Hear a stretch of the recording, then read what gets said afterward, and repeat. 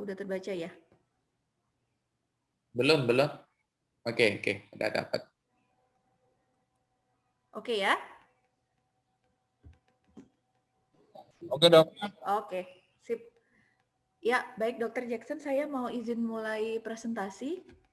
Ya, monggo. Ya, baik terima kasih. Selamat sore kepada dokter-dokter sekalian yang dari Medan.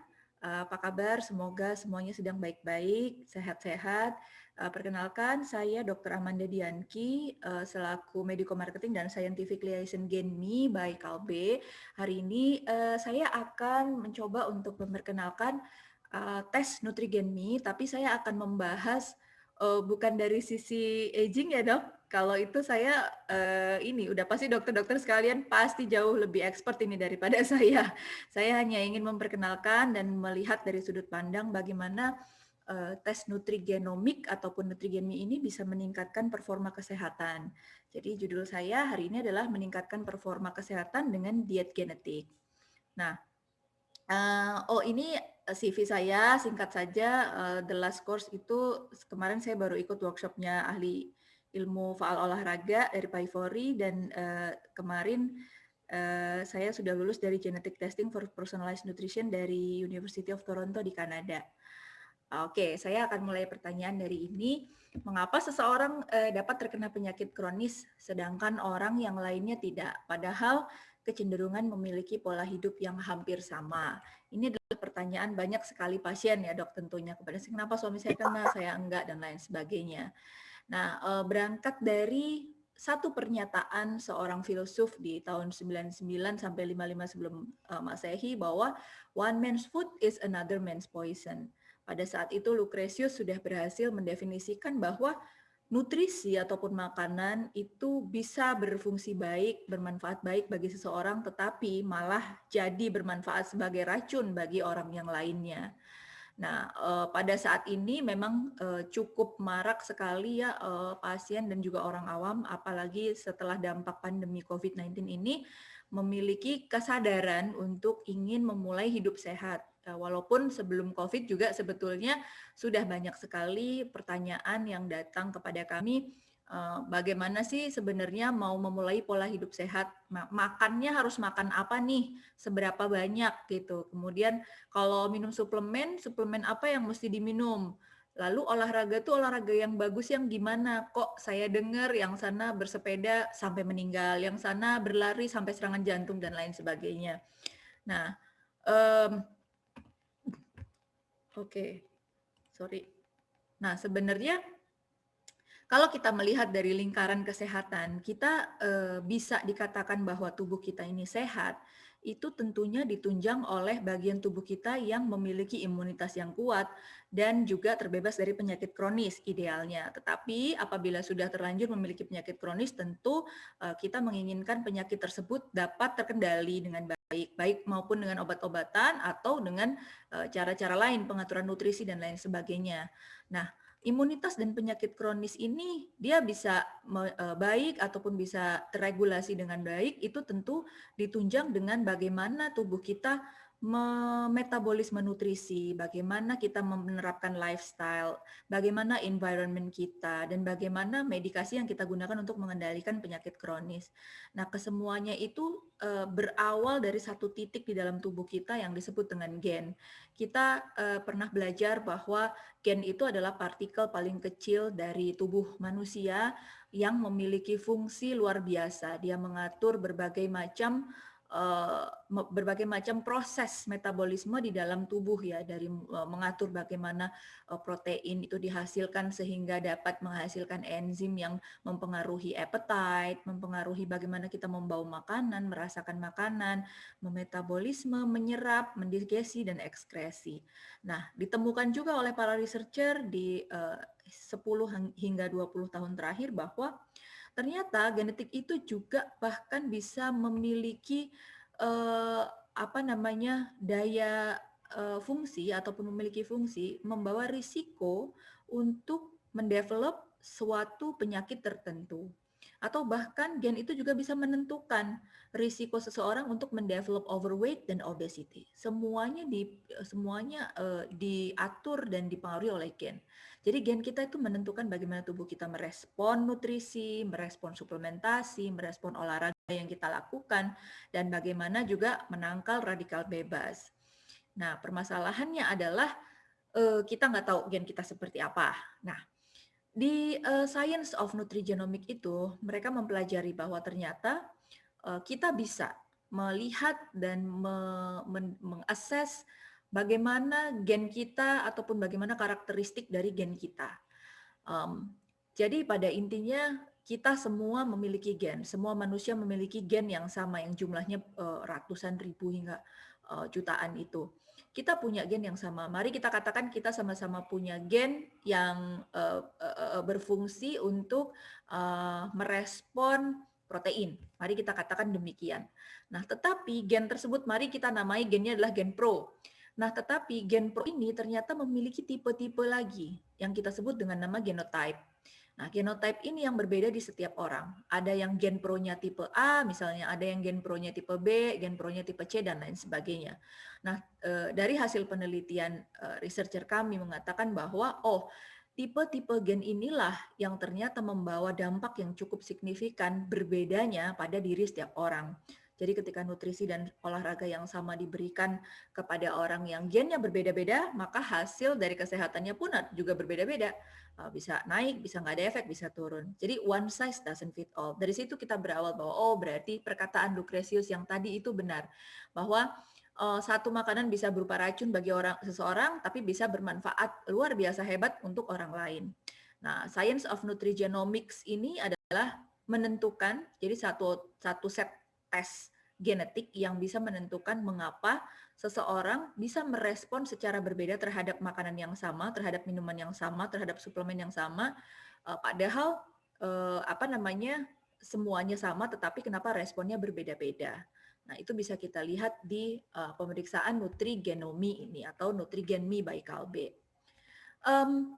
Tes Nutrigenomic ini atau mereknya kalau dari Kalbe namanya Nutrigenmi, itu memang terbilang cukup baru di Indonesia. Maksudnya bukan baru-baru banget ya, baru booming lah di kalangan orang awam.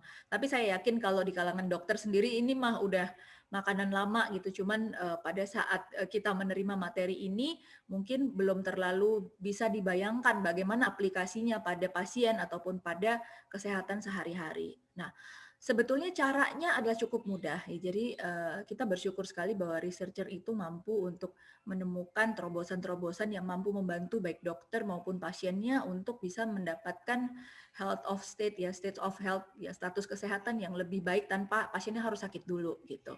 Caranya cukup mudah ya, jadi kita hanya menampung saliva, jadi DNA-nya atau gennya itu kita kolek dari saliva kita dengan syarat kita harus puasa dulu 30 menit sebelumnya.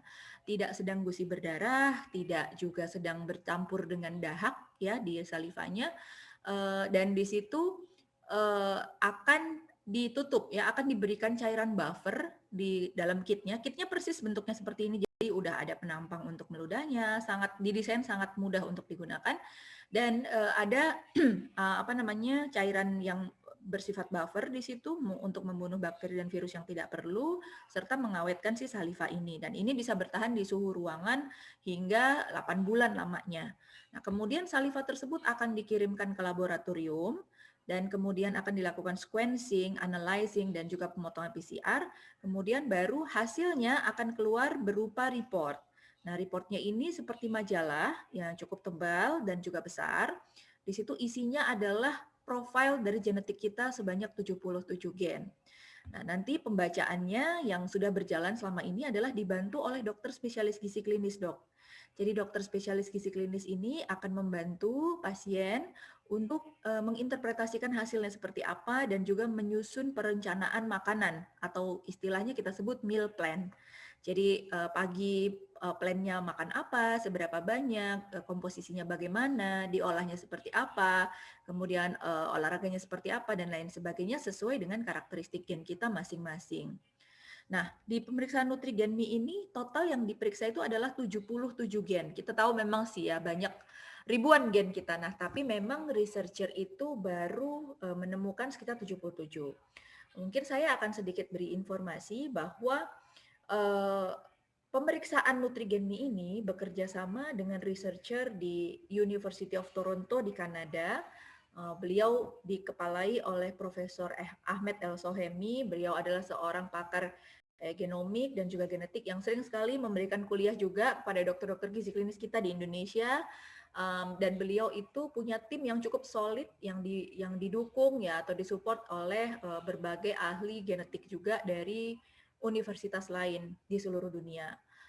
Dan sekilas lagi saya cerita bahwa beliau ini timnya itu selalu mendapatkan penghargaan dari Nutra Ingredients Award, di mana beliau ini terakhir kemarin dinobatkan sebagai pelopor atau inisiator dalam menemukan personalized nutrition untuk untuk orang-orang ya dengan melakukan riset dan berbagai macam jurnal juga sudah beliau keluarkan, jurnal-jurnal di portal kedokteran dan juga di beberapa artikel-artikel yang banyak dikutip oleh dokter-dokter dan juga pusat-pusat genomik di seluruh dunia.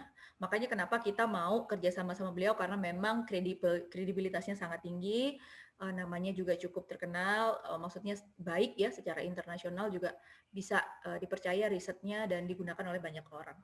Nah, tim beliau ini berhasil meriset ataupun melakukan penemuan terhadap 77 gen. Nah, 77 gen ini terbagi ke dalam 11 kategori kesehatan. Yang mana di sini ada nutrien metabolisme ya. Jadi di nutrien metabolisme ini nanti akan dicek gen-gen yang berhubungan dengan mikronutrisi seperti bagaimana gen kita merespon vitamin A, B12, vitamin C, vitamin D, vitamin E, kemudian folat, kemudian zat besi, kalsium, magnesium, dan lain sebagainya. Nah, yang sedikit spesial di sini adalah mengenai vitamin E.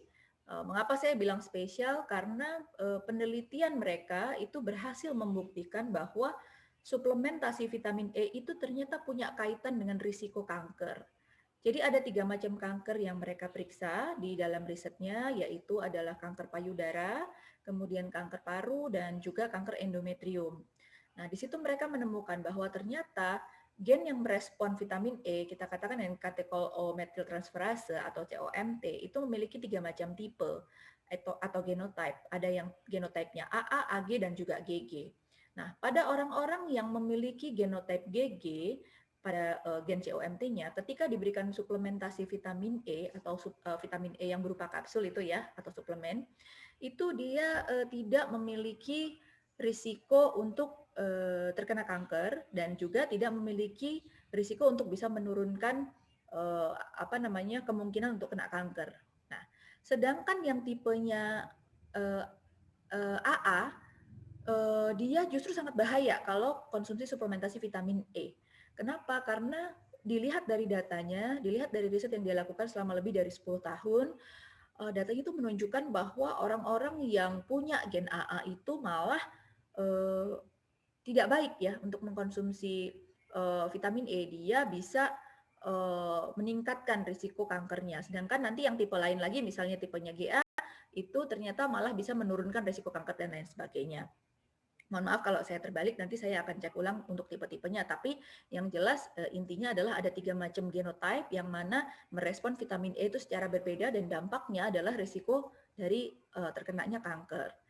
Nah, kemudian yang kedua adalah mengenai panel atau kategori cardiometabolic health. Nah, di sini ini dicek gen-gen yang memiliki korelasi dengan penyakit-penyakit kardiometabolic. Contoh yang cukup terkenal adalah kafein.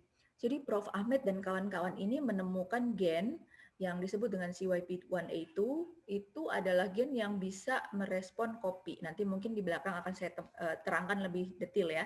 Jadi ada gen yang merespon kopi yang itu dikaitkan dengan risiko untuk terkena heart attack. Nah, jadi ada mengenai heart attack, kemudian ada mengenai hipertensi, diabetes mellitus tipe 2, kolesterol, dan juga HDL. Sedangkan di weight management ini adalah yang saat ini cukup banyak digemari dokter-dokter yang berkiprah di bidang estetik ya, karena banyak sekali orang yang ingin memperbaiki komposisi tubuh atau body composition-nya dan menanyakan ke dokter bagaimana diet yang tepat. Nah, di sini bisa dilihat bahwa gen-gen tersebut ternyata juga punya kespesialan tersendiri, tiap orang berbeda-beda. Ada yang ternyata body composition-nya cepat baik dengan cara olahraga, ada yang dengan cara meningkatkan konsumsi protein, ada yang ternyata bagusnya itu adalah konsumsi PUFA seperti golongan soybean oil gitu ya. Ada yang golongannya MUFA seperti olive oil. Ada juga yang dengan cara merestriksi habis-habisan saturated fat atau lemak jenuh. Itu ada. Jadi beda-beda setiap orang dan itu bisa dilihat dari gennya sehingga orang tidak perlu membuang waktu dan cukup hemat untuk bisa melakukan diet dan menginisiasi diet secara sehat dan sesuai dengan karakteristik gennya. Kemudian di bagian food intolerance ini ada 3 macam intoleransi yang dicek. Yang pertama adalah mengenai intoleransi terhadap kafein, kemudian intoleransi terhadap gluten, dan intoleransi terhadap uh, laktosa. Di mana laktosa itu ternyata orang Indonesia itu 9 dari 10 secara genetik itu ternyata tidak baik dalam merespon laktosa. Saya juga baru tahu karena terakhir kemarin yang melakukan tes Nutrigenmi di Indonesia itu sudah ada sekitar 3.000 pasien. Jadi kita sudah ada datanya dok, nah, sekitar 3.000-an pasien. Jadi kita bisa tahu bahwa 9 dari 10 orang Indonesia itu ternyata gennya terhadap laktosa tuh nggak baik gitu. Nah itu bisa kita lihat. Kemudian dari physical activity tadi balik lagi pertanyaannya, olahraga apa nih yang harus kita lakukan? Nah di sini juga terjawab. Orang akan bisa melihat, oh ternyata olahraga yang membawa benefit bagi saya itu adalah olahraga tipe sepak bola misalnya, atau tipe basket, atau tipe volley atau bulu tangkis, atau justru malah tipe yang nge-gym, atau misalnya sekarang lagi musim apa ya, yoga, atau malah yang golongannya kayak maraton atau bersepeda jarak jauh gitu ya. Itu beda-beda gitu. Jadi orang bisa mendapatkan informasi bahwa oh ini loh ternyata yang paling matching dengan gen saya gitu. Kemudian eating habits, ini juga membahas mengenai kebiasaan makan secara genetik. Saya suka nyemil nggak ya? Atau saya suka manis-manis nggak? Atau saya suka yang berlemak, itu semua nanti dicek.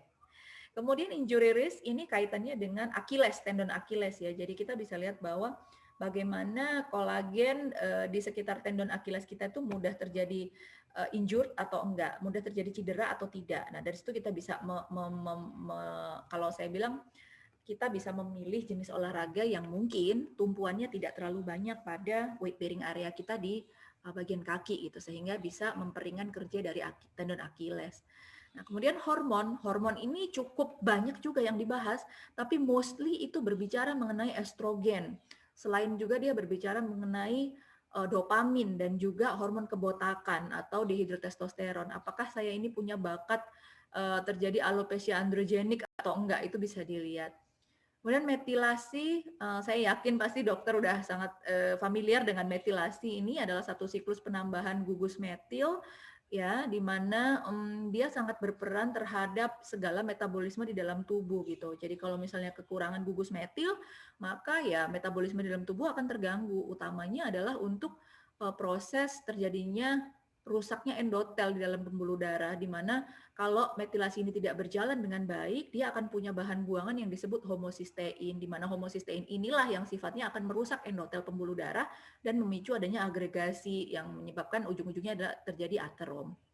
Sleep and lifestyle ini juga dibahas mengenai bagaimana durasi tidur kita nih, kita gampang kebangun atau bagaimana, itu ada gen yang dilihat di situ diperiksa, dan juga lifestyle itu lebih ke arah alkohol ya, bagaimana gen kita merespon alkohol.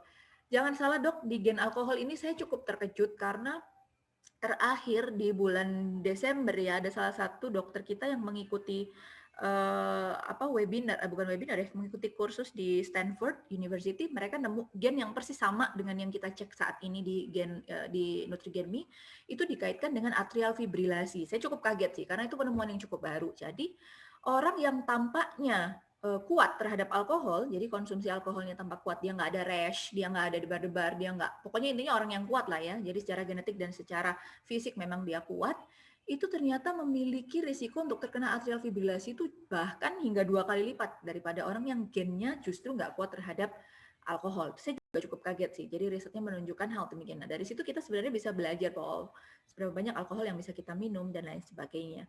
Kemudian untuk antiinflamasi dan antioksidan ini tentu sangat penting ya, karena kita mati-matian nih ngejaga radikal bebas untuk nggak banyak-banyak. Kita tahu bahwa efeknya super buruk untuk tubuh. Dari berbagai macam sisi kita bisa lihat bahwa nggak ada bagus-bagusnya. Nah, kita mesti pastikan bahwa antiinflamasi dan antioksidan di dalam tubuh kita tuh bekerja dengan baik atau tidak. Itu kita bisa lihat dari genetik kita juga.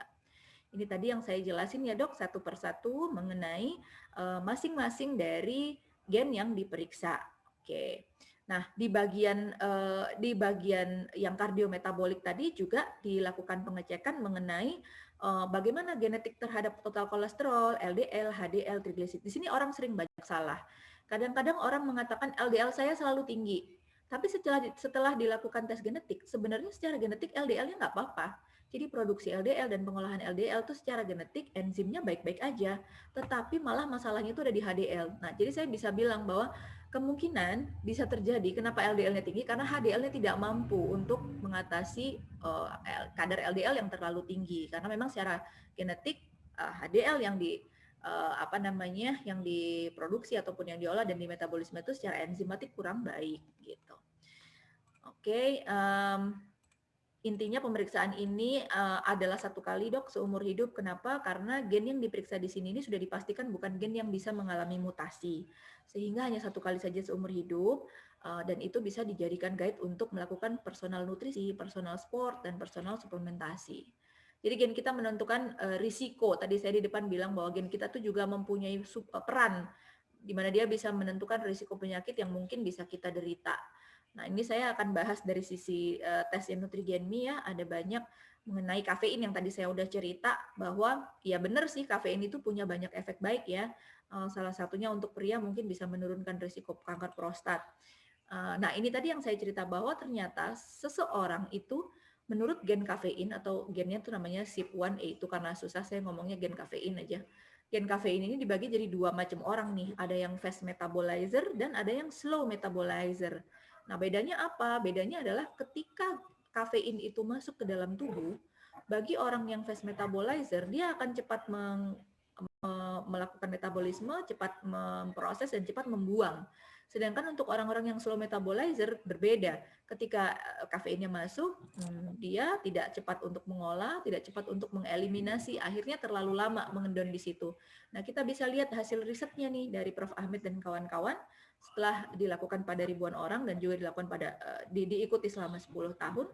Pada orang-orang yang slow metabolizer, tipenya adalah GA dan AA, ini ya, tipe yang ini adalah slow metabolizer. Ketika dia punya kebiasaan mengkonsumsi kafein, saya bilang kafein ya dok, bukan berarti kopi ya, teh juga, cola juga, energy drink juga, coklat juga yang mengandung kafein. Punya kebiasaan lebih dari 2 cup aja sehari. Nih kita lihat di sini yang warna merah nih, 2-3 cup. Maka risiko dia untuk terkena heart attack itu bisa meningkat 26% dibandingkan dengan orang-orang yang sama-sama slow metabolizer, tetapi dia punya kebiasaan mengkonsumsi kafein itu hanya 1 cup per hari. Nih di sini 1 cup. Kalau kurang dari 1 cup segini. Apa yang terjadi kalau lebih dari 4 cup sehari dia punya kebiasaan dan dia lakukan itu dalam jangka waktu lama, maka risiko untuk terkena heart attack-nya itu bisa meningkat hingga 53%. Nah, sebaliknya untuk orang-orang yang fast metabolizer itu sebenarnya nggak ada masalah ya, mau dia mengkonsumsi berapa kafein pun, risiko dia untuk terkena heart attack itu hanya di level 1 aja. Nah, ini menjadi meter bagi kita-kita yang suka kopi ini. Mesti seberapa banyak badan kita bisa tahan gitu.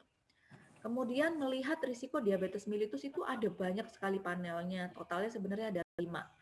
Yang pertama adalah tentang glycemic index. Ini kita dilihat gen kita, namanya gen ini TCF7L2 ini.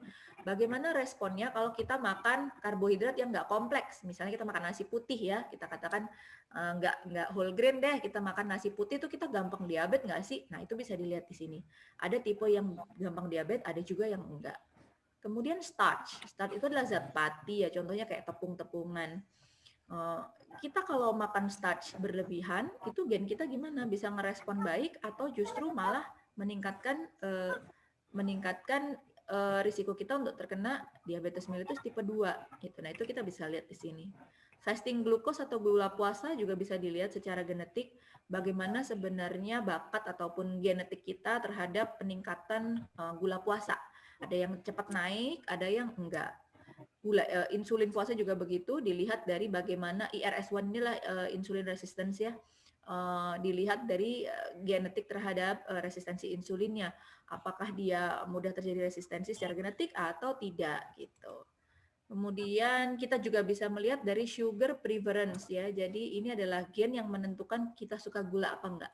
Ini saya masih ingat sekali pada saat Prof. Ahmed memberikan kuliah dengan kita-kita dan juga dokter spesialis gizi klinis, dia mencontohkan anaknya sendiri ya. Jadi dia punya 2 anak, cewek dan cowok gitu. Anak yang pertama itu cewek sangat mudah dibimbing untuk menjauhi gula ya. Jadi oke, diajarkan untuk tidak mengkonsumsi gula terlalu banyak. Tapi begitu kena anak kedua, dia bahkan sangat membenci Halloween, dia bilang. Karena kenapa? Karena pada saat Halloween semua anak kecil pasti makan candies, chocolate, and anything sweets. Dan itu membuat dia menjadi gila karena anaknya yang nomor 2 itu benar-benar sangat menggilai gula deh. Pokoknya benar-benar sangat susah untuk diatur dan menjauhi gula.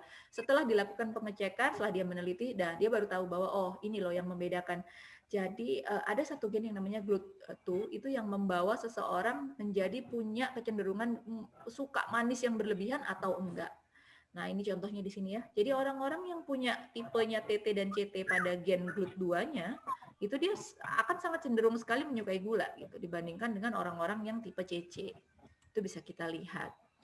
Nah, kemudian untuk melihat risiko hipertensi juga ada. Jadi kita dicek gen sodiumnya. Ternyata untuk orang-orang yang tipe gennya GA dan AA pada gen ACE genotype, ini mudah sekali untuk terkena hipertensi nih. Ketika dia punya kebiasaan mengkonsumsi sodium ataupun natrium ya, garam, itu lebih dari 1.500 mg atau lebih dari 3/4 sendok teh. Nah, ini kadang kita banyak nggak tahu bahwa di makanan pengawet itu makanan instan.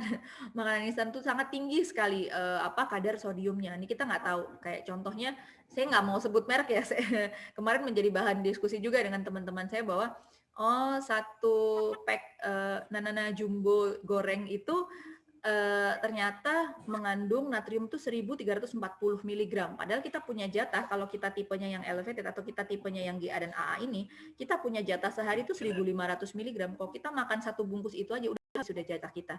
Belum kita makan yang lain-lain ya kan, belum kita makan sayur, belum kita makan lauk yang lain, pasti ada sodiumnya sedikit-sedikit. Nah, kalau kita udah makan itu, 2 bungkus saja udah habis jatah kita. Kalau kita punya kebiasaan konsumsi itu terus-menerus selama bertahun-tahun, maka yang terjadi adalah ya risiko hipertensi kita jadi meningkat gitu. Nah, kemudian omega 6 dan omega 3 ini untuk melihat gimana ya caranya supaya HDL saya cepat naik nih. Kadang orang-orang tuh bermasalah dengan HDL yang selalu rendah dan sulit naik.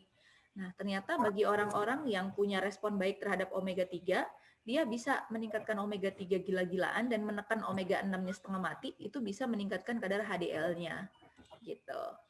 Beda juga lagi dengan orang-orang yang ternyata responnya terhadap olahraga bagus. Jadi untuk orang-orang yang seperti ini, kalau dia melakukan olahraga, HDL dia tuh meningkat tajam, jauh sekali apabila dia melakukan tipe hidup yang physically inactive ya. Jadi HDL-nya dia tuh pendek banget kalau physically inactive, tapi kalau dia melakukan olahraga secara rutin, HDL-nya udah langsung naik gitu. Nah, ini adalah salah satu risiko untuk melihat kolesterol juga. Tadi saya katakannya tentang total kolesterol, LDL, HDL, dan juga trigliserida secara genetik. Jadi apakah secara genetik saya ini bakat memiliki profil lipid yang tidak normal? Nah, itu bisa dilihat dari sini. Tapi ini belum tentu menggambarkan kondisi saat ini ya.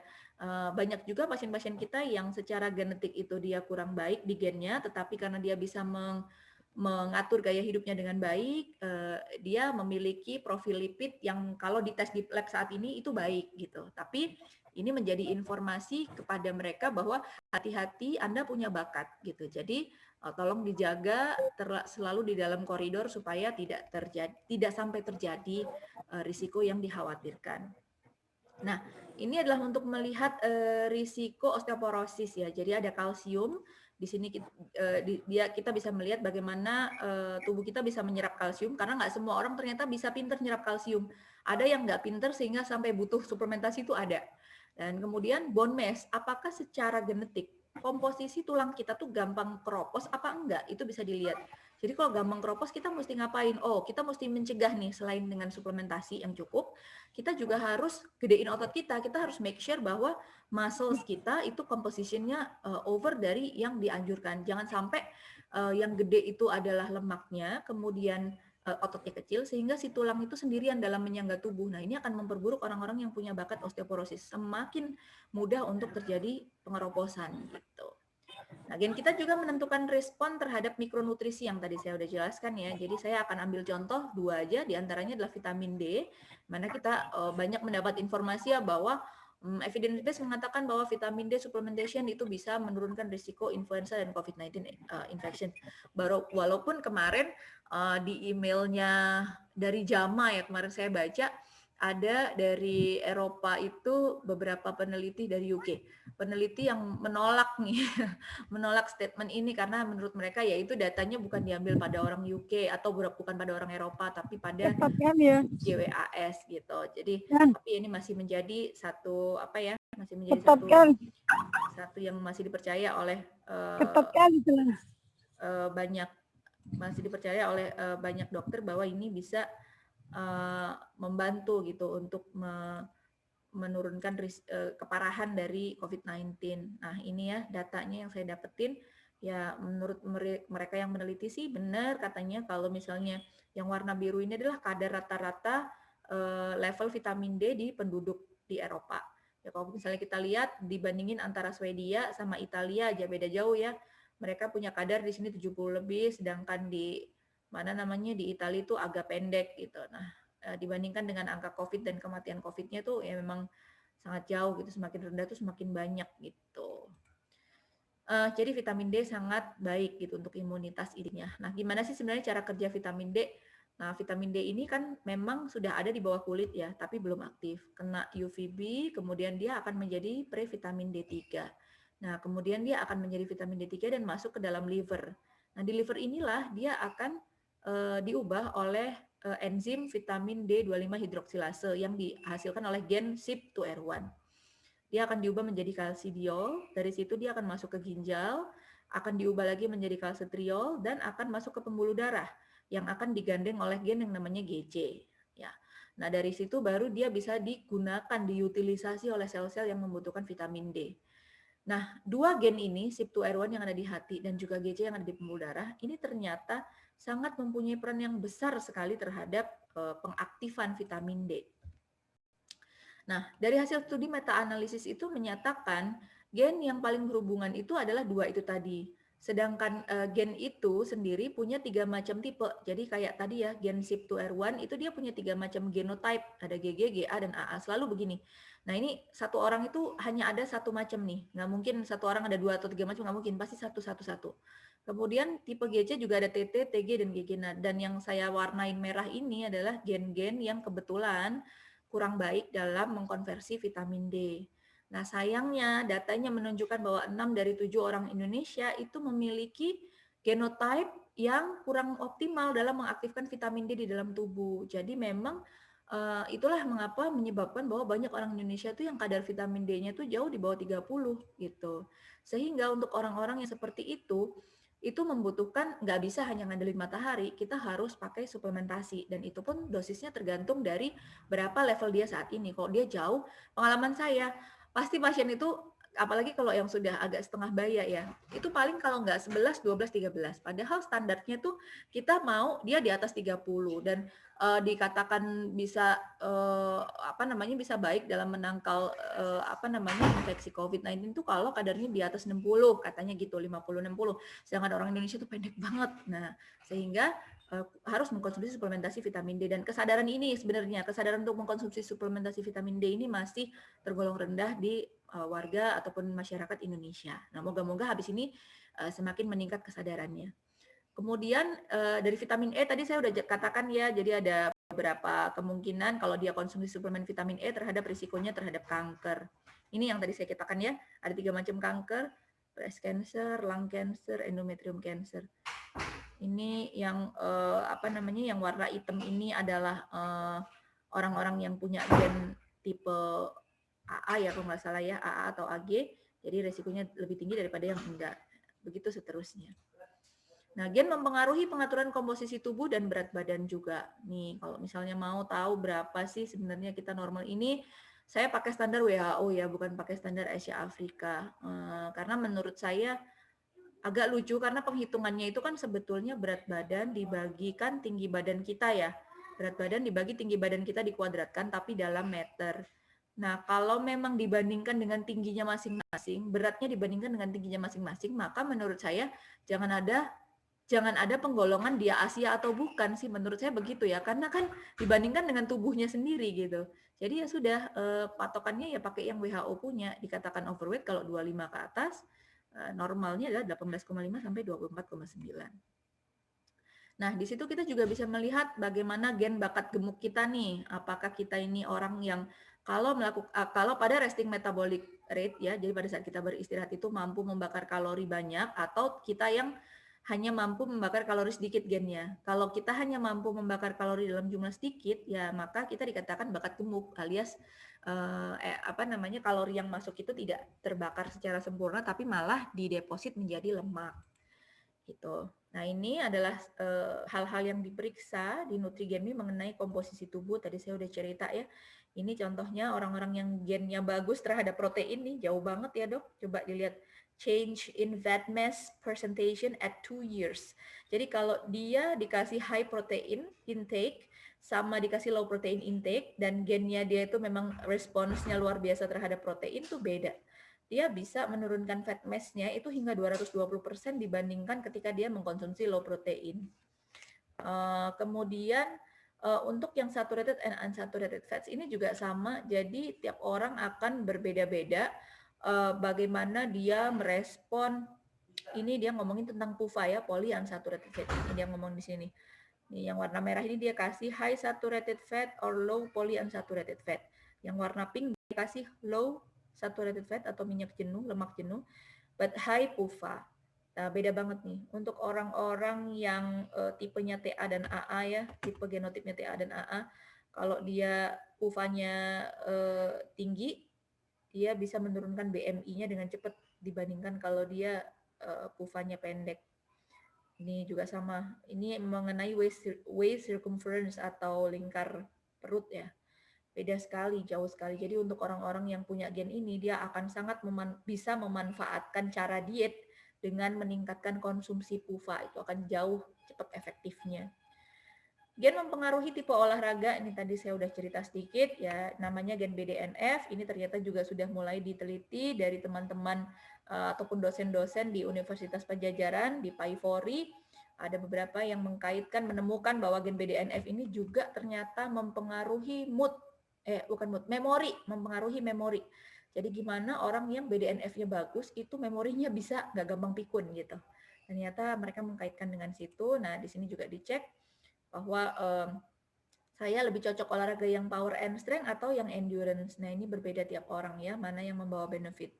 Nah, walaupun begitu, dari ilmu yang saya pelajari bahwa memang untuk orang-orang yang mengalami overweight atau obesitas, itu pada awalnya akan diberlakukan sama ya. Jadi periodisasi perolahraganya itu memang akan dimasukkan ke dalam fase fat burn dulu, di mana target nadinya itu adalah 70% sampai dengan 80% dari denyut nadi maksimal. Nah, denyut nadi maksimal itu ngukurnya adalah dari 220 dikurangi usia. Ini sebagai contoh ya, untuk 50 tahun itu range nadinya adalah segini ketika berolahraga untuk maintenance kesehatan jantung ataupun untuk fat burn. Kalau lebih dari ini, dia nggak akan efektif karena sumber energi yang dipakai adalah dari otot ya, jadi dia nggak cepat kurus gitu. Jadi memang ada cara-caranya, intervensi dari melalui nutrisi dan juga olahraga. Nah, ini adalah take home message saya bahwa ya, kita harus kenali gen kita seperti apa untuk bisa mengatur pola makan sesuai dengan gen, mengatur pola olahraga sesuai dengan gen, dan mengkonsumsi nggak sembarang suplemen deh kita konsumsi ya, kita mesti pilih-pilih juga mana yang sesuai makin, mana yang kita butuhin, yang nggak kita butuhin yang nggak usah lah, kita dapat dari makanan udah cukup. Kemudian tetap melakukan 5M ya untuk mencegah COVID-19.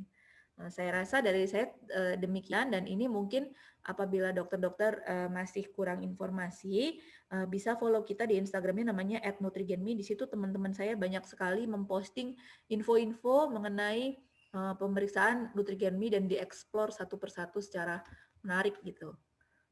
Gitu kira-kira. Oke, mungkin saya kembaliin ke Pak Haidi ya. Masih ada nggak ya Pak Haidi?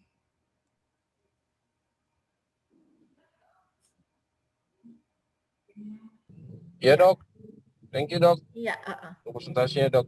Mungkin Dokter Jackson dan teman-teman ada pertanyaan dok mengenai untuk GenMe ini dok. Ya, saya dulu bertanya boleh ya, Dokter Amanda? Boleh Oh, Dokter boleh, dok, boleh, Jackson. Silahkan dok. Memang kebetulan dengan personalisasi ini kita sangat mendukung ya di S2 Biomedik FK UMI. Kurikulum kita juga dari farmakologi, farmakogenomik kita dapatin, kemudian anti-aging nutrigenomik juga sedang lagi booming-boomingnya ini di S2, dan saya sangat bersyukur ini ada gayung bersambut ya dengan Kalbe bisa memberikan sesuatu tambahan kepada mahasiswa. Nah ini dok, kalau kita mau melakukan pemeriksaan, ini kan pemeriksaan genom ya. Ya, untuk saat ini kan ada yang beredar, kalau nggak salah itu ada 2 tipe nih. Dia bisa berasal dari darah, bisa juga berasal dari saliva. Ya, nah ini sederhana saja sih dok, biar kita bisa tahu perbandingan mana sebenarnya yang paling baik. Ya kalau kita pemeriksaan PCR atau analisis genom kan kita selalu ngambil dari darah.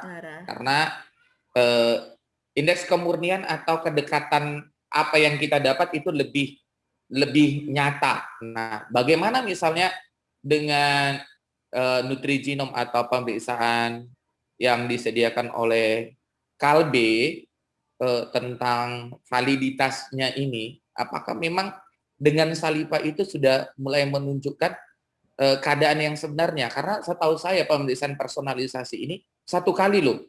Ya. 1 kali. Seingat saya ya 1 kali saja. Ya. Itu satu. Yang kedua, ketika kita melakukan pemeriksaan nutrigenom, apakah kardiometabolik atau sport genomic, skin and hair genomic itu udah dalam satu panel atau hanya satu saja? Nah, coba. Itu dulu dokter. Silahkan dokter. Iya, terima kasih Dokter Jackson. Jadi saya akan jawab dulu pertanyaan mengenai perbedaan sampel yang diambil dari saliva maupun dari darah. Ya memang betul untuk kita bisa mengkolek gen yang kita butuhkan itu jumlahnya tentu lebih banyak di darah dok.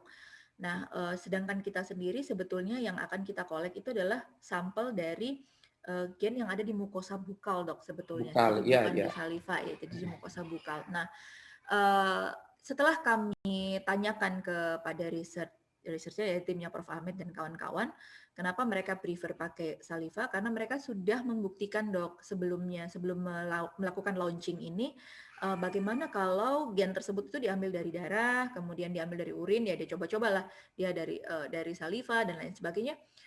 Ternyata hasilnya sama dok, karena mereka itu menggunakan alat yang mana alat ini tuh sensitivitasnya hingga 99,8% untuk bisa mengekstrak gen yang diambil gitu dok. Jadi mereka ya benar, mereka akan melakukan purifikasi dulu pertama, kemudian mereka akan melakukan amplifikasi. Nah, proses amplifikasinya ini ternyata yang mesinnya ini berbeda gitu, sehingga sangat dapat terbaca walaupun jumlah gennya itu hanya diambil dari runtuhan mukosa bukal ya, yang masuk ke dalam saliva itu gitu. Jadi sudah dibuktikan dok, dari dengan darah pun juga sama, sehingga yang kami pilih adalah yang non-invasif dan juga tidak terlalu sulit untuk disimpan ya. Jadi kalau misalnya darah kan memang membutuhkan suhu khusus, sedangkan kalau untuk saliva kan bisa di suhu ruangan bahkan hingga berbulan-bulan juga dia akan aman-aman aja gitu. Jadi seperti itu. Kemudian untuk pertanyaan yang kedua tadi mengenai skin genomik, kemudian tentang hair juga ya, tentang rambut dan lain sebagainya. Ya memang benar dok, jadi untuk di Kalbe sendiri itu ada nutrigenomik dan ada skin genomik, jadi berbeda dok. Kalau untuk yang nutrigenomik ini Kerontokan rambut itu dibahas terkait dengan hormon dihidrotestosteron, dan Iya itu betul. pun itu pun hanya sebatas pada kejadian alopecia androgenik ya dok. Jadi kalau untuk wanita mungkin ya adalah efeknya mengenai hair loss gitu ya, tapi mungkin tidak sedetail kalau dilakukan di skin genomic. Nah, pemeriksaannya beda sih dok. Jadi paketannya kalau untuk yang nutrigenomik hanya dapat 77, sedangkan untuk yang skin genomik itu beda, dia ada 23 gen lagi. Itu dibagi jadi 2 panel mengenai penyakit kulit dan anti aging. Gitu dok. Oh jadi dia pemeriksaannya nggak langsung satu ya, nggak satu paket. Jadi dia Ya, beberapa panel gitu. iya, Tapi tetap sampelnya itu berasal daripada saliva. mukosa bukal. Iya, betul, dari mukosa bukal. Karena kalau Ah gitu ya. untuk yang skin genomi itu kita kerjasamanya dengan DNA Link dok di Korea Selatan. Oh Bukan dengan pemeriksaannya KM. nggak ada di Indonesia, kita masih kirim gitu. Masih kirim dok, karena memang bank datanya itu kita pakai Oh, dari bank data mereka sih. oh Indonesia gitu. masih kurang dok datanya, kurang banyak. Jadi kita pakainya yang di sana. Kita kerjasama dengan yang di Korea Selatan sih. Oh primernya aku rasa yang belum apa ya, belum cukup datanya, bank datanya. Iya. Atau bagaimana? Iya dok, dari bank datanya itu memang percobaannya juga dilakukannya tuh ya mungkin ada di beberapa center di Indonesia itu hanya terbatas gitu dok. Jadi kayak sampelnya itu mungkin tidak sampai 60.000 orang, nggak sampai 10.000 orang gitu. Sedangkan kalau di negara maju mereka bahkan sudah bisa men-tracking sampai ke 10 tahun belakang itu seperti apa kayak gitu dok. Jadi kalau dengan pemeriksaan misalnya tadi kayak kardiometabolik tuh, itu Betul. beda lagi pemeriksaannya atau memang Oh, sudah ada di Kalbe? sudah ada dok include kalau yang kardiometabolik itu Include include dengan mana? di Nutrigen.me. Jadi Oh, satu tes Nutrigen. ada satu tes Oh, Nutrigen.me itu 77 gen, salah satunya mengenai kardiometabolik gitu. Tapi kalau untuk kulit beda. Nanti ceknya oh. namanya Skin Gen.me beda Kalau lagi. yang sport genomik tadi kalau nggak salah itu kan ada yang sport tipe-tipe Iya, apa olahraga yang olahraga, heeh. Ada ya di yang sini sesuai itu include beda include di mana? di Nutrigenomik. Nutrigenomic, iya. Oh iya. Kebetulan ahlinya ada di sini Pak Epori ini. Oh Ah, iya. ketua Epori ada di sini kayaknya ini Oh Kak iya. Yeti. Mana Kak Salam kenal Yeti? dok, anak baru saya dok. Iya. Iya, kemarin Silakan mahasiswa yang lain kita iya. juga butuh kan bagaimana cara pemeriksaan nutrigenomik ini dan saya rasa ini sangat sangat booming sekarang. Karena setahu saya ada satu lagi yang hampir mirip dengan pemeriksaan ini, cuman saya memang lebih tertarik yang non invasif. Saya takut Iya. jarum suntik soalnya. Betul dok, kalau ada yang nggak sakit kenapa harus sakit sih dok ya? Iya. Silahkan dari prodi anti aging ataupun apa farmakologi silahkan bertanya atau ada teman-teman dosen sekalian, monggo.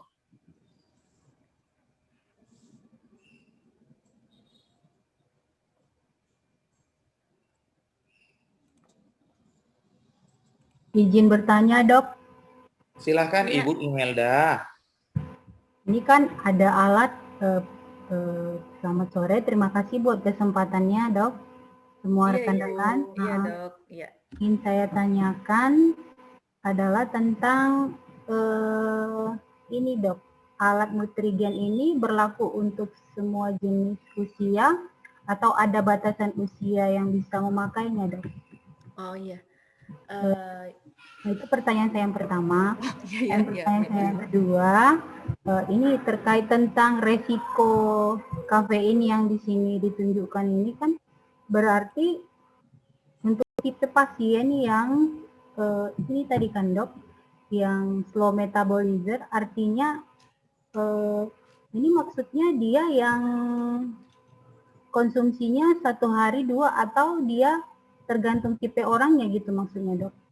Yang seperti apa ini yang maksudnya orang yang tipe GA dan AA ini gitu maksudnya. Makanya dia bisa meningkatkan resiko resikonya lebih tinggi dibandingkan yang tipe yang ini yang satu. Terima kasih buat kesempatannya. Iya. Baik, Dokter Imelda ya. Terima kasih. Uh, jadi untuk pertanyaan yang pertama tadi, usia berapa? Sebetulnya nutrigenomik itu nggak ada batasan usia, karena di kita yang paling muda itu melakukan cek itu usia 5 minggu ya, bayi usia 5 minggu, itu kita nggak pakai alat yang meludah ya, tentu saja karena bayi belum bisa meludah, kita pakai fine brush, jadi kayak sikat yang lembut, nah itu kita ambil dari bagian mulutnya bayi, kemudian kita masukkan ke dalam tabung. Nah, batasan usianya tidak ada ya, jadi semudah mungkin ya berarti semakin baik, artinya orang tua mengerti kira-kira kebutuhan anak ini apa, walaupun mungkin pada saat masih kecil atau bayi belum bisa diatur-atur makannya, masih kan yang namanya anak kecil masih bolehlah makan segala macam gitu, tetapi paling tidak orang tua sudah punya panduan bahwa oh anak ini punya risiko ini dan lain sebagainya. Nah, itu usia yang remaja tentu akan sangat berguna juga, terutama bagi anak-anak yang memang pengen masuk ke dunia atletik ya, dia mau masuk kemana nih, itu berguna. Kemudian masuk lagi ke jenjang yang agak dewasa, itu untuk kesehatan ya, kesehatan secara umum, bagaimana kita bisa memfungsikan sel-sel tubuh ini tetap berada pada usia yang prima gitu, dan beberapa pasien kami juga ada yang sudah lansia gitu, nggak beberapa sih, banyak ya, yang udah lansia dan sudah memiliki penyakit-penyakit tertentu. Nah, tujuannya biasanya adalah untuk bagaimana dia bisa melakukan intervensi nutrisi, selain juga dia pasti sudah melakukan intervensi obat-obatan, dengan tujuan adalah lebih mengoptimalkan kualitas hidupnya, itu aja sih. Jadi untuk batasan umur nggak ada umur tertentu, jadi dari usia bayi sampai dengan dewasa bisa gitu. Nah, kemudian ini saya mau jelasin ulang mengenai panel kafein ini ya, karena memang cukup menarik ya, karena tadi yang Bu Imelda tanyakan itu adalah mengenai gen, jadi gen kafein. Nah, gen kafein ini itu membagi orang itu menjadi dua golongan tipe ya. Jadi ada orang yang golongan fast metabolizer dan ada juga golongan orang yang slow metabolizer. Nah, orang yang fast metabolizer ini dideteksi memiliki gen tipe GG. Sedangkan orang yang slow metabolizer ini dideteksi memiliki gen tipe GA dan AA. Ini. Nah, kalau kita kembali ke dalam grafik ini, maka orang yang slow metabolizer itu adanya di sini karena dia GA dan AA. Sedangkan orang yang fast metabolizer itu adanya di sebelah kiri karena dia tipenya GG. Nah, orang-orang ini dilakukan pendeteksian ya, dilakukan survei dan juga record singkat gitu ke belakang mengenai bagaimana kebiasaan konsumsi kafeinnya gitu. Ada yang kurang dari 1 cup per hari, ada yang 1 cup per hari, ada yang 2-3 cup per hari, dan ada yang lebih dari 4 cup per hari. Mereka bedakan warnanya. Untuk yang punya habit kurang dari 1 cup per hari itu warnanya putih, ya kan? Dan seterusnya. Nah, ternyata dari dua golongan orang ini tuh berbeda sekali. Kenapa bedanya? Iya, pada orang-orang yang slow metabolizer ini, ketika dia punya kebiasaan untuk mengkonsumsi kafein itu 2-3 cup atau bahkan lebih dari 4 cup per hari, risiko dia, ini adalah risiko dia untuk terkena heart attack ya, yang sebelah sini aksis Y-nya ini adalah risiko dia untuk terkena heart attack, itu jauh sekali lebih tinggi dibandingkan dengan orang-orang yang fast metabolizer. Jadi gampangannya kita lihat, oh sama-sama minum kopinya itu 4 cup per hari antara si fast dan si slow. Tapi risiko kena jantungnya beda loh. Yang slow ini 4 cup tapi risiko kena jantungnya tinggi banget. Sedangkan yang yang slow metabolizer ini sama, minumnya 4 cup juga per hari, tiap hari. Tapi kena risiko jantungnya ya cuma di level 1 aja, normal-normal aja, odds ratio-nya hanya 1 aja. Gitu. Dan ini hanya baru 1 gen nih. Jadi masih ada 76 gen lainnya lagi yang seperti ini semuanya. Gitu kira-kira, Bu Imelda. Mau bertanya kembali dok, apakah kebutuhan nutrigen itu berubah lagi setelah bertambahnya usia? Gen kita ini tetap sama Bu, dari mulai kita lahir sampai dengan kita meninggal sama ya, jadi gennya nggak berubah, gennya tetap itu aja. Nah cuman Kalau ditanya kebutuhan kalori, oh ya tentu berbeda. Kalau kalori loh ya, bukan kebutuhan gennya. Jadi misalnya case-nya adalah pasiennya itu gemuk ya, misalnya overweight gitu. Dia pengen menurunkan berat badan. Nah, ketahuan nih kalau ternyata gennya itu respon terhadap proteinnya bagus. Oke, maka dokter gizi klinis kasih ya 30% dari total asupan makanan kamu adalah protein karena gen kamu bagus terhadap protein pada saat berat dia 100 kilo misalnya. Nah, kemudian 1 bulan lagi ternyata dia cepat sekali menyusutnya, beratnya menjadi sekitar 80 kilo.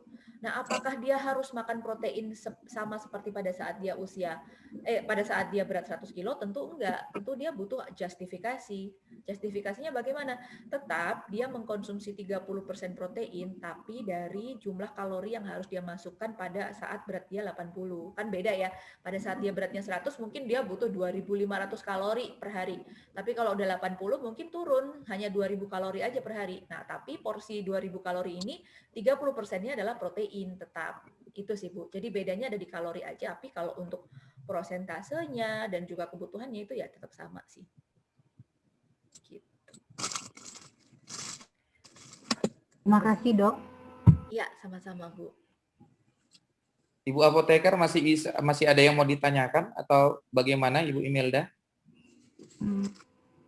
Untuk sementara udah dulu, Dok. Oh iya, makasih Ibu Imelda. Makasih Bu Imelda. Ya, pertanyaannya bagus.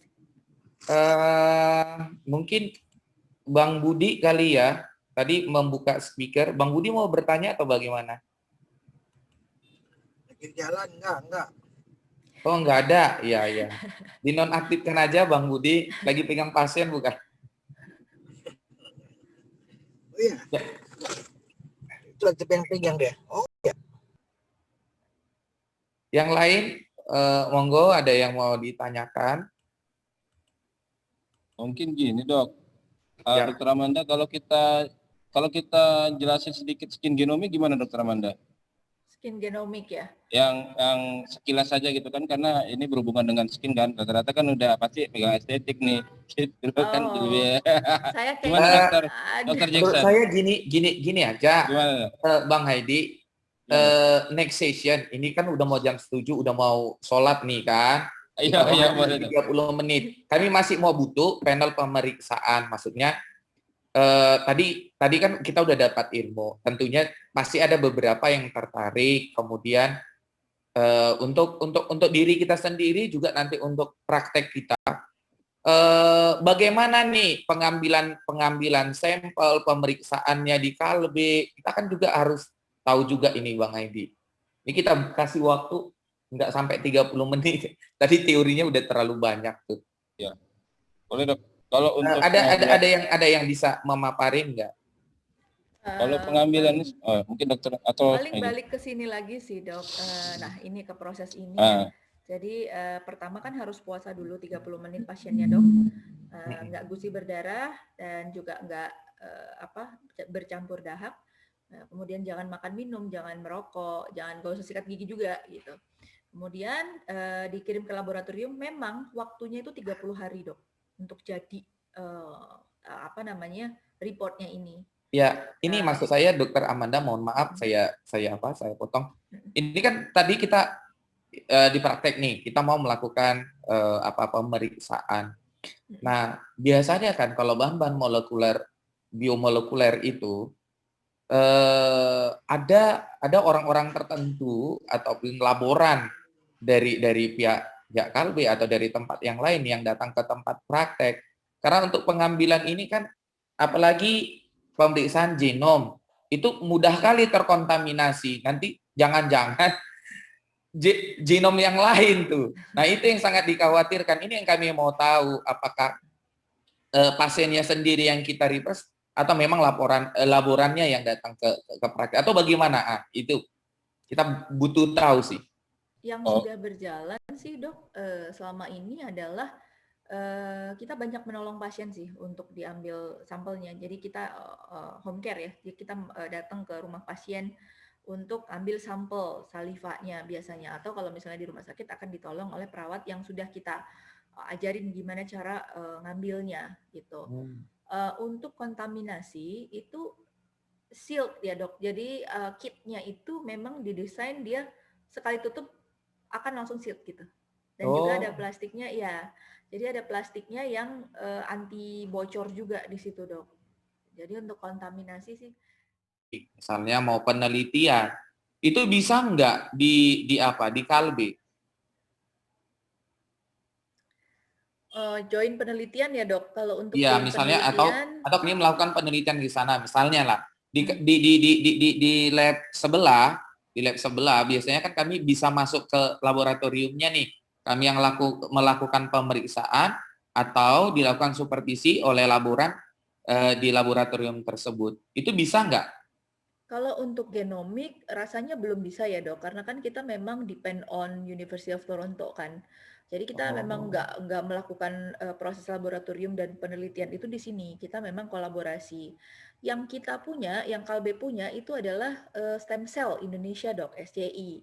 Itu yang biasanya bisa dok kolaborasi untuk penelitian tertentu. Jadi kayak conditioning media, kemudian growth factor, terus stem cell dan lain-lain itu bisa dok biasanya karena itu kita punya sendiri. Kalau SCI memang kita punya senternya sendiri di Jakarta untuk stem cell gitu. Ya. Ya sama Kalbe Jakarta, FIS bisa ya Dokter Amanda ya, pemeriksaan FIS ya kalau nggak salah ya, Kalbe. FIS? Enggak ya? Pemeriksaan FIS dok. Iya, Kalbe Jakarta. Yang untuk FIS itu yang untuk ukur apa ya dok? Untuk biomolekuler juga, untuk biasanya kan pasien-pasien cancer. Kebetulan saya kan SPPA. Ada dok di InnoLab. FIS Oh kan? iya. Saya pernah. Jadi sebetulnya untuk yang InnoLab itu bukan divisi saya, tapi saya sempat tahu beberapa pemeriksaannya ada FIS juga dia. Iya. Oke, terima kasih Dokter Amanda. Iya, sama-sama Dokter Sanggam. Iya dok, sebenarnya kalau InnoLab sebenarnya kita sudah ada juga, cuman karena labnya cuma ada di Jakarta dok, jadi agak ribet kita ngirim-ngirim sampel. Seperti kita juga ada pemeriksaan PCR atau seperti dengan Pasmir apa semua kita ada, cuman itu masalah kita kalau di daerah ngirimnya ke Jakarta dok. Yang itu sih kendala ya. Kalau sampelnya besar pasti bisa jadi itu bang.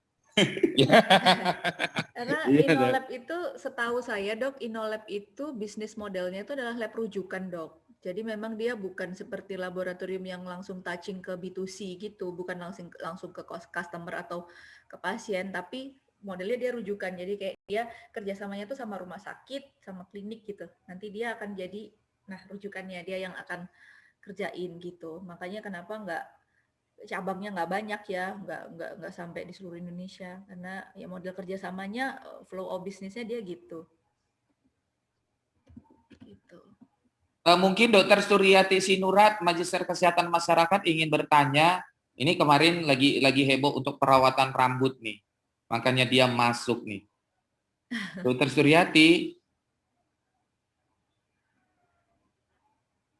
Suryati, ada mau ditanya Dokter Suryati? Nggak dengar, malu dia. Dokter Topik? Dokter Wijaya Topik? Koko? Ada mau tanya? Hadir. Iya, ada mau tanya Ko? Iya, jadi pengen tahu nih sensitivity dan specificity-nya bagaimana ya? Ya,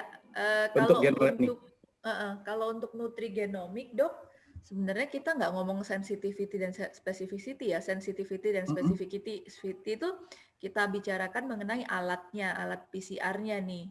Kalau itu tinggi 99,8 atau 99,9. Nah, tapi kalau untuk hasil pemeriksaannya untuk genomik itu kita pakainya odds ratio dok. Jadi tadi seperti yang saya jelasin, berapa nih kalau angkanya ini di atas 1 berarti benar-benar ngefek gitu. Kalau di bawah 1 berarti kurang berkaitan atau kurang berkorelasi. Tapi dipastikan sih yang dicek di sini 77 itu sudah melalui Hampir berkali-kali saringan, Dok. Jadi tadinya itu sebenarnya nggak 77, Dok, ketemunya tuh 100 lebih. Tapi yang lolos saringan oleh para expertnya itu, mereka duduk bareng untuk peer review-nya itu, ya hanya 77 ini, gitu. Oke. Nah, tadi kan misalnya pemeriksaannya kan cuma sekali nih seumur hidup. Iya. Bisa berubah nggak ke depan hasilnya? Artinya misalnya pada fase kehidupan tertentu, ya karena paparan tertentu misalnya strukturnya atau pemeriksaannya jadi berubah gitu. Kalau berubah gennya enggak, Dok. Jadi ini gen yang dicek itu sudah dipastikan yang tidak pernah mengalami mutasi, gitu. Jadi dia nggak berubah, tetap sama aja gitu. Palingan ya, Dok, yang pernah terjadi itu adalah penambahan. Jadi pada saat awal masuk ke Indonesia itu kan 2017, itu tuh kita hanya 45 gen waktu itu. Nah, kemudian tahun 2019, 2 tahun setelahnya, itu ada ketambahan gen baru, yaitu gen-gennya itu yang sudah melalui riset tadi. Jadi sudah di-approve oleh para pakar itu, nambahlah jadi 77 dari yang tadinya 45. Nah, itu pun sifatnya adalah upgrade, Dok. Jadi bukan orang disuruh cek ulang dari awal, itu enggak. Jadi bagi yang sudah punya 45 gen, itu tinggal upgrade dan bayarnya tuh murah, Dok, 1/10-nya kali waktu itu, Dok. Ya nggak sampai sejuta apa ya, sejuta apa nggak sampai, itu langsung dapat komplit 77. Itu. Oke. Iya. Makasih Dokter Amanda. Sama-sama. Makasih Dr. Koko. Wijaya. Sama-sama Koko. Ada lagi? Ini udah mau jam 6:30. Oh, Dokter Amanda, boleh saya Dok. menambahkan pertanyaan? Kalau Ya. untuk alergi, kira-kira ada nggak ya dari gennya di pemeriksaan itu untuk alergi? Bisa kita mendeteksi alerginya nggak ya? Alergi terhadap apa gitu kira-kira? Iya. Kalau untuk alerginya nggak ada, Dok. Adanya intoleransi. Jadi intoleransi ada 3 yang dibahas, laktosa, gluten, dan satu lagi kafein. Nah, ini, Dok, nih, yang ini. Food intoleransi itu ada laktos, gluten, dan kafein. Ini aja sih, Dok. Jadi ya nggak ada spesifik alergi seafood atau apa, nggak ada. Kalau untuk laktosa maksudnya gimana? Apakah kita alergi atau maksudnya toleransi terhadap laktosa gitu? Iya, intoleransi terhadap laktosa. Jadi ketika seseorang itu secara genetik dia bisa menghasilkan enzim laktase dalam jumlah banyak, jadi dia akan disarankan untuk tidak melebihi 12 gram konsumsi laktosa per hari. Kenapa? Karena kalau misalnya lebih dari 12 gram konsumsi laktosa per hari, akan muncul beberapa gejala pencernaan nih, mulai dari bloating, misalnya diare dan lain sebagainya. Seperti itu sih, Dok. Kalau alergi kan beda ya, alergi Iya, dia masuk dikit aja, orang udah flare gitu kan. Kalau Berarti cocok untuk anak-anak kecil lah ini ya, anak bayi gitu ya, balita ya. Iya, itu lebih bagus, Dok. Jadi kita Iya. jadi udah tahu kan bakatnya apa. Sejak kecil lah. Iya. Iya. Oh, gitu. Tapi tadi pemeriksaan ini kan dimulai dari usia 5 tahun kan? Bisa di bawah ya? 5 minggu bahkan ada. Oh, 5 minggu, 5 minggu. Oh, salah dengar Bahkan saya. 5 minggu aja ada, Dok. 5 minggu ada. Jackson. Iya dok, kalau untuk anak bayi, maaf dok saya tambahin. Kalau untuk yang misalnya yang belum bisa meludah, itu kan dia pasti susah kan? Itu kita kitnya itu beda dok, dia model swab. Jadi model swab itu juga ada, nanti kita ada kasih kitnya. Kalau misalnya kayak anak umur setahun kan juga nggak bisa meludah atau gimana, itu kita pakai itu bisa juga dok. Tidak, jadi beda nanti kitnya dok sama yang dewasa. Kan jadi umur 5 minggu juga udah bisa. Pasien termuda kita mungkin 5 minggu ya Dokter Amanda ya? Iya, betul. 5 minggu. Ya. Cukup. Terima kasih Dokter Amanda atas penjelasannya. Sama-sama, Dok. Pertanyaan terakhir mungkin diberikan kepada kepala lab kita, Tengku Muhammad Fauzi. Silahkan Bang. Bang Fauzi. Udah masuk jam sholat bukan ya? Udah sholat ya. Bang Fauzi.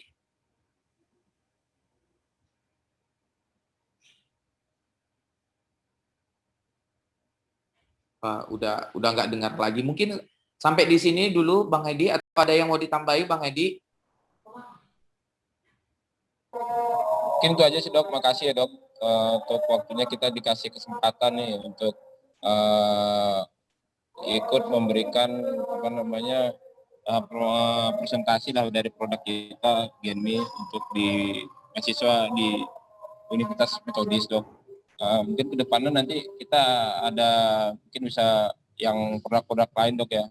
Mungkin dokter mungkin stem cell nanti saya bisa apa juga kan itu mungkin nanti kita ya saya ketemu dia pula dok di universitas apa aja kira-kira apa yang mau kita bikin jadi materi dok, nanti saya juga mungkin bareng atasan saya. Ini atasan saya di sini cuman nggak mungkin lagi sibuk atau gimana nih Pak Bayu.